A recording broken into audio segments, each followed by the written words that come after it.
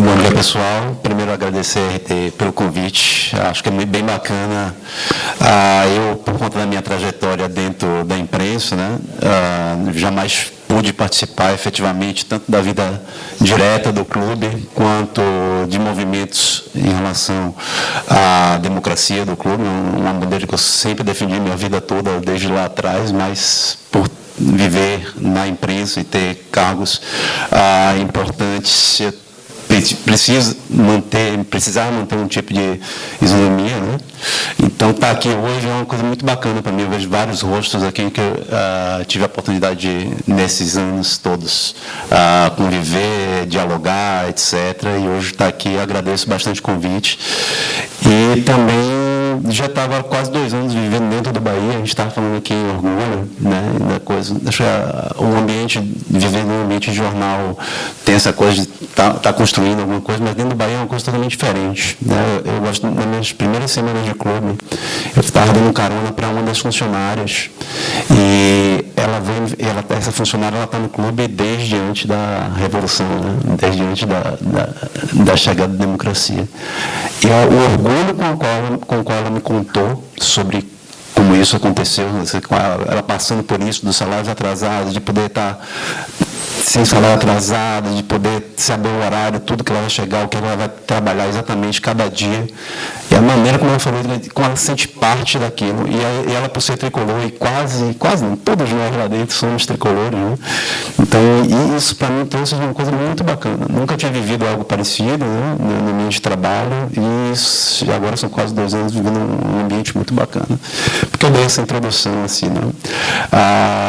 Falando no passado na imprensa. Eu vou falar aqui de museu e da Universidade do Bahia. E sempre me preocupou muito em relação ao Bahia a coisa da memória, né? Eu sempre pesquisei bastante, sou pesquisador da área de esportes, né? Então, um background acadêmico dentro dessa área, mais especificamente dentro do jornalismo, quando eu ia trabalhar com as coisas referentes ao Bahia, de onde eu pegava essas referências, de onde é que vinham? Do clube jamais. O clube jamais tratou muito bem da sua memória, de maneira alguma, né? Tentou, em momentos ou outros, via abnegados que estavam lá dentro, dar uma recuperada nos troféus, pegar algumas informações, etc., mas jamais conseguiu cuidar de sua memória de uma maneira decente.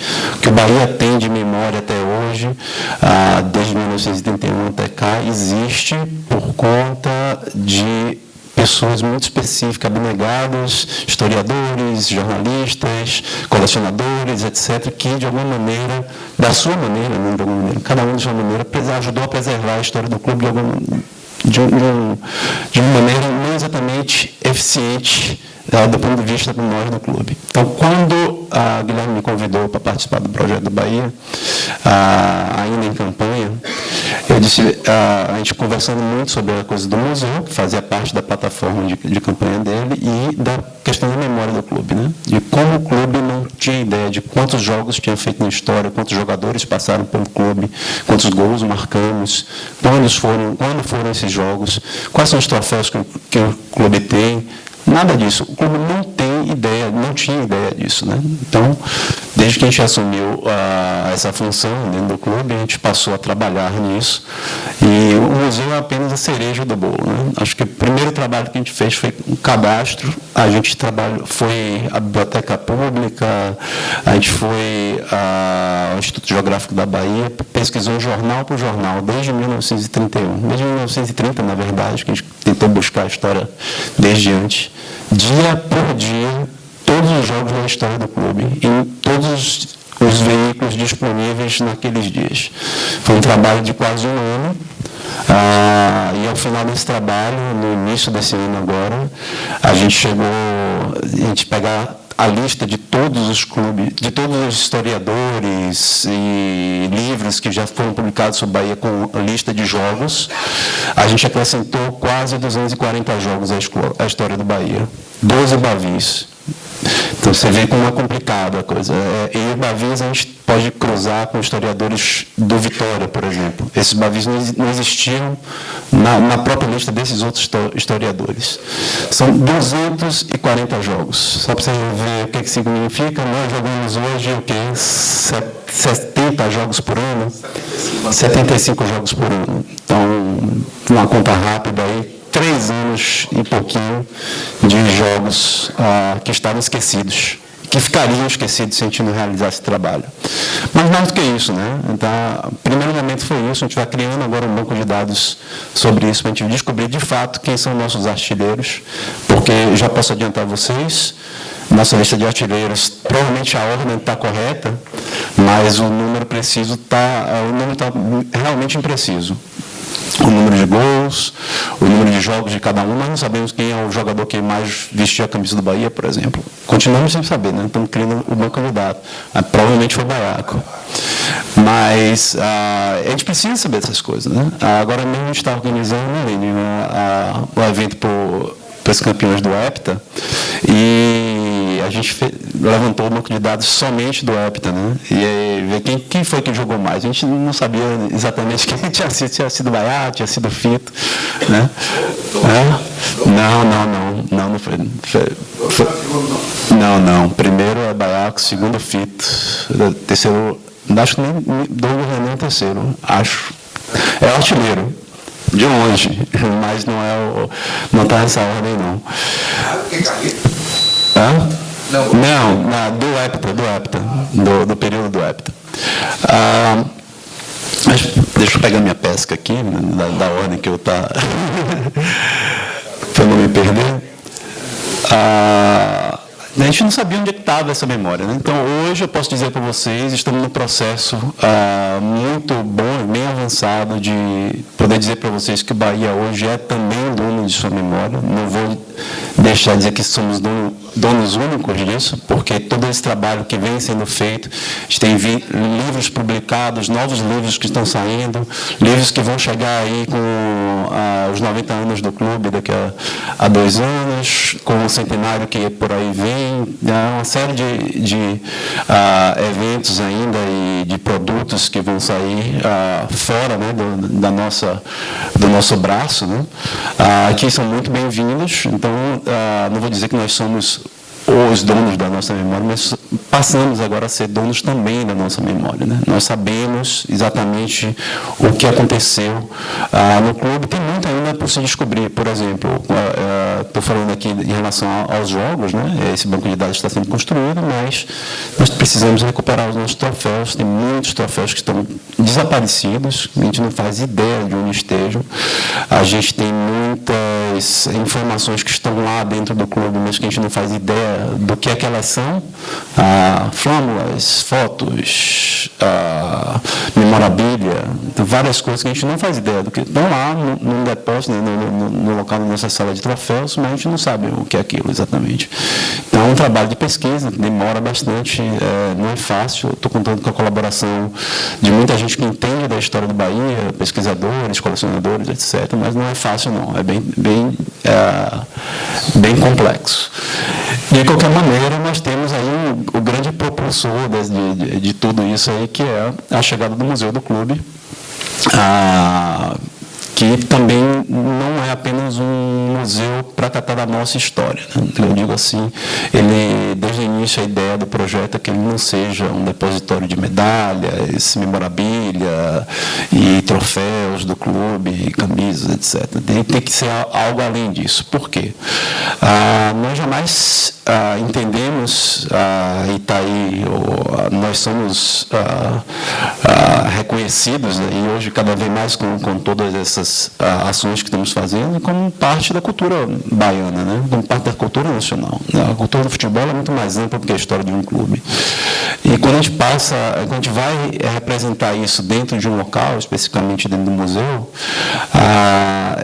fica muito pobre a gente apenas retratar a nossa história lá dentro. Então, a ideia do nosso museu aqui, que direciona toda a construção do museu, é que nós vamos, por meio da história da Bahia, falar da baianidade, da baianidade contemporânea, né, sobretudo, essa com a qual o Bahia conviveu, que o Bahia ajudou a construir também, né? Quando a gente fala, a gente agora esse ano teve os 50 anos do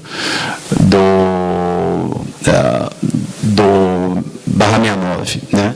Por exemplo. Então, que momento em que estamos totalmente inseridos como cultura, né? E aí a gente pega vários outros exemplos, né? Geograficamente, tantos lugares que já passamos como sede pela cidade, a formação do nosso quadro, dos nossos primeiros quadros, de como nos envolvemos, por exemplo, com política, porque não sempre estivemos, de certa maneira, envolvidos, né? E com isso, carnaval, então são diversos elementos culturais que estão envolvidos e não apenas elementos especificamente do esporte. É claro que nossas conquistas esportivas são importantes. O esporte ele faz parte, sobretudo na contemporaneidade, né, da cultura dos povos, de uma maneira geral, né, e aí o futebol dentro do Brasil com uma grande contribuição, então nada mais natural do que juntar tudo isso e contar tudo isso nesse espaço que vai ser o museu. É bom também colocar, que eu acho que é uma coisa bacana, que faz parte disso que a gente está discutindo aqui nas falas de Helene, nas falas de Tiago e nas falas de Pedro, de que esse processo não é um processo apenas do Bahia, a gente está tentando fazer ele da maneira mais coletiva possível, não apenas nos crowdfunds, né, nas contribuições coletivas, doação coletiva, mas mesmo na construção dessa memória, porque nós precisamos também, né, então diversas vezes já fez programas de rádio, a gente fala no Esquadrão, nós vamos intensificar essas campanhas agora em relação a pessoas que possam ter elementos que venham a contribuir ao museu, camisas, memorabilia, histórias, recortes de jornal, fotografias, etc. Então, a gente tem recebido bastante contribuições em relação a isso.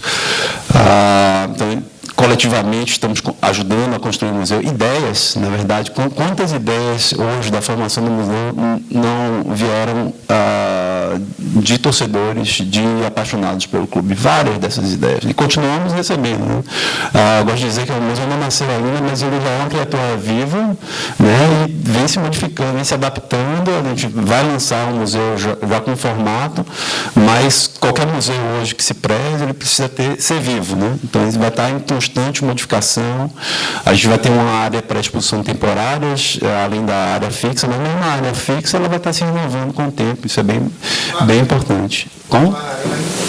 Desculpe? O museu vai continuar na arena? Sim, estamos trabalhando para ele estar lá na arena. Enquanto estiver na arena, ele estará lá. Assim espero. Né? Mas, de qualquer maneira, nós fizemos um museu. Acho que assim, o mais importante da figura do museu é a estrutura dele. Né?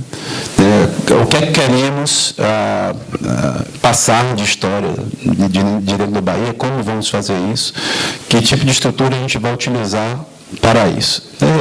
O tipo de estrutura vamos utilizar para isso, que é o museu lá na arena, é apenas um dos passos de construção desse museu. Todos os outros tendo montados, se por acaso, vamos bater aqui na madeira, tivermos que sair de lá e montar esse museu em outro lugar, ele já está pronto. O conceito, as pesquisas, o que demora mesmo a se fazer no museu não é levantar a casca, né? Levantar a casca a gente vai levantar agora em 3 meses. Mas é só trabalho de pesquisa, de fomentação, das ideias, de desenvolver o conceito. Isso durou 1 ano e meio. Né? Foi um senhor trabalho, assim, muita gente trabalhando, muitas ideias vindo. Imagina que a gente tem que receber essas ideias, filtrar, dar satisfação, por que a gente adotou, por que a gente não adotou. Não é uma coisa muito tranquila, não. Mas a gente está com um resultado muito bom e para essa pergunta, é uma pergunta que sempre que chega, né, na verdade, assim, vai ser no Fonte Nova, se para cá tiver que sair. Dizer, o que interessa, o que é mais importante, né, não o que interessa, mas o que é mais importante de tudo isso aí é que a gente, nesse momento, se apoderou dessa história, construiu uma maneira bacana de contar essa história, de tornar isso atrativo, né, e muito dificilmente sairemos desse direcionamento. Né? Então, hoje nós temos o museu formulado dessa maneira, realmente para mudar, só se tiver uma mudança de conceito mesmo. do que seria um novo museu, né? Eu não acredito que isso viria a acontecer. É bacana a gente falar em termos do museu e de memória, e voltando à coisa da inclusão. É claro que é uma coisa bem bacana no museu que a gente vai ter uma área dedicada à democracia e ao núcleo de ações afirmativas. Isso tornou parte da identidade do Bahia desde o início do movimento democrático do clube, e hoje em dia cada vez mais representativo. Então, claro que ele vai ter logo o primeiro corredor, na verdade, logo após a entrada do clube, ele é dedicado à democracia e ele é dedicado ao nosso núcleo de ações afirmativas. E aí eu aproveito essa coisa para introduzir o segundo assunto, né, para o qual fui convidado a falar, que é a Universidade do Bahia. O museu ele vai ajudar a gente a difundir, né, a espalhar esse conhecimento, a história do clube, essas informações que há tanto tempo estão ou excluídas da vida do clube, ou ali escondidas também, a gente pode colocar assim. E a partir desse momento a gente quer mostrar para todo mundo. A Universidade do Bahia, o projeto da Universidade da Bahia, ele nasce muito nesse sentido também, né? A gente está ali com nossas coisas fechadas do dia a dia, estamos fazendo uma revolução em termos de administração, estamos fazendo uma revolução em termos de criação de quadro, né? De aprender, e cada clube é um organismo que trabalha de maneira diferente em relação ao setor administrativo por conta do estatuto, né? Cada clube tem seu estatuto diferente, cada clube tem uma maneira, um quadro, às vezes tem um quadro obrigatório de funcionários e de questões com as quais tem que lidar. E, no caso, a gente tinha lá o nosso quadro, então vivíamos nossa vida dentro do Bahia e pronto, né? Mas a gente chegava a algumas conclusões que eram, que já foi aqui falado na voz de Tiago, como no nosso quadro, como poucas mulheres tem no nosso quadro gerencial, por exemplo, né? Quão poucas pessoas, quão poucos negros, né, temos trabalhando dentro do clube. É realmente... Desculpa, eu acho que é capacidade. Tá? Se o Bahia chegar no momento de uma escolha entre o homem e a mulher, ele escolher um homem por ser um homem, o Bahia está errado. Exatamente. Agora, se você vai fazer meritocracia, as pessoas que procuram o Bahia para o emprego, a vaga aberta, deve ser por mérito e por capacidade. Obrigado por sua colocação. É justamente isso que a gente quer chegar. Onde que a gente quer chegar? Como é que surgiu a ideia da Universidade do Bahia, né? Não apenas como um negócio, né? Mas um novo negócio para dentro do clube, porque as pós-graduações hoje podem gerar bastante dinheiro para o clube. Rapidinho, desculpe. A gente precisa formar quadros também, né? A gente precisa de gente formada. Que meritocracia seria essa se a gente não consegue que mulheres cheguem, por exemplo, a fazer uma pós-graduação em gestão esportiva? Né? Ou sequer mulheres têm acesso ao futebol em sua infância. Né? São as primeiras a ser excluídas do BABA, são as primeiras a ser excluídas da ida ao estádio, por diversos motivos. Então, isso lá na frente, na hora que a gente vai olhar para o quadro de gerencial, a gente vai enxergar isso muito claramente. Falando aqui apenas em relação às mulheres, mas também em relação aos negros, né? De novo, a barreira do estudo chegando lá. Né? E a gente sabe muito bem. Diga. Eu estou comentando na HBO que fala o negro no futebol brasileiro. A pergunta que eu faço é a seguinte, uma pergunta que é direcionada a todos nós aqui. Da mesma forma como foi pontuado, nós somos a maioria de pessoas brancas aqui e realmente temos privilégio. Né? Eu queria saber se todos os torcedores, se todos os torcedores do Bahia têm as mesmas condições de acessar o estádio. Porque eu posso ir para o meu estádio tranquilamente, mas se eu fosse mulher, com certeza eu ia sofrer cantadas, que não é cantada, né? Na verdade é sério. Se eu fosse negro, eu podia tomar um baculejo da polícia e morrer antes de chegar na Continua. Então, assim, A meritocracia ela funciona quando temos condições iguais, equânimes na sociedade. A partir do momento que nós temos uma parte da sociedade, uma fatia, que goza de privilégios e uma outra que não goza de privilégios, nós não temos como atribuir a meritocracia. Isso é a chamada meritocracia darwinista. Só um determinado grupo seleto pode fazer usufruto. Eu não duvido que tenham pessoas que sejam muito competentes, negros muito competentes, que possam chegar a... caso você tenha condições equânimes na sociedade. O Bahia está fazendo um trabalho assim. Então, assim, apenas é uma questão de refutar o comentário do colega aqui, obviamente não colocando nenhuma disputa. Essa discussão é uma discussão muito validante do que simplesmente uma coisa do tipo assim. Tá? Como dele? Deixa eu só pedir o seguinte. Não pode definir cotas. Qual o nome dele? Qual o nome dele? Por favor. César, por favor, vamos só terminar o Luiz Teles concluir, porque ele já estava... Já entrou passando... Eu vou concluir, acho que depois em seguida a gente já pode abrir para perguntas. Mas só chegando a esse caminho da universidade, né? Então a gente chegou... que essa geração de quadro... assim, por que não temos essas pessoas aqui, né? Então, uma das perguntas que motivou isso. Além de ser vislumbrado como um bom negócio possível, né? Sobretudo pensando em pós-graduação, cursos de especialização, etc. Dentro disso, a gente olhou no mercado onde estavam esses cursos, onde que eles aconteciam, de que maneira eles aconteciam, se eles eram excludentes ou não, por exemplo. E a gente chegou à conclusão que os cursos eram muito raros, o acesso a esses cursos era para poucos, e muitos deles eram pouco atrativos também. Então, a gente tinha todas as ferramentas possíveis dentro do Bahia. Nós temos grande atração, vamos colocar assim, de montar uma coisa diferente.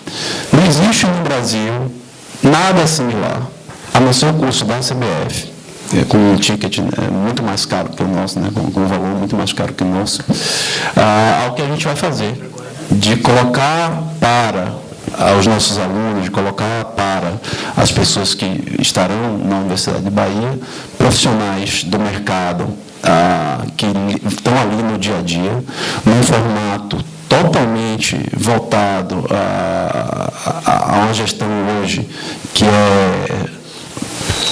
é abraçada por todo o Brasil como uma grande gestão, uma grande maneira de se fazer gestão dentro do esporte, dentro do futebol. E aí, com tudo que pode ser possível embarcar aqui dentro, né? Porque a gestão do esporte, do futebol, como o Thiago gosta de colocar, ela não é gestão de futebol, né? Lá dentro a gente gere uma hotelaria,